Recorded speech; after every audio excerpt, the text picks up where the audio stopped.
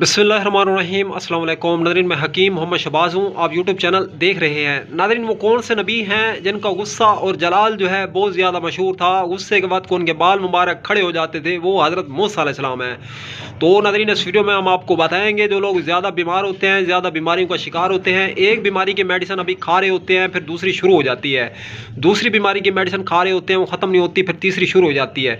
तो ऐसी कैफियत अगर आप लोगों के साथ भी हैं तो आप लोगों ने करना क्या है, 10 से 15 ग्राम दही जो है ये सालन में डाल के सालन को करना है गरम, और उससे फिर खाना खाना है आप लोगों ने। तो नाज़रीन, आप देखेंगे आप होंगे और आपका जिस्म को होगा इंशाअल्लाह बीमारियों से जो है आपको निजात मिलेगी।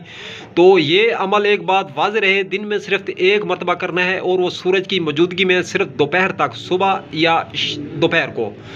तो नाज़रीन, ये एक ज़बरदस्त सोर्स है जिसम से बीमारियां ख़त्म करने का। आप देखेंगे आपका जो मदाफ़ती निज़ाम होगा, आपका जो डिफेंस सिस्टम है जिस्म का, ये इंशाअल्लाह बहुत ज़्यादा हद तक जो है आपको कामयाबी मिलेगी इस अमल करने से।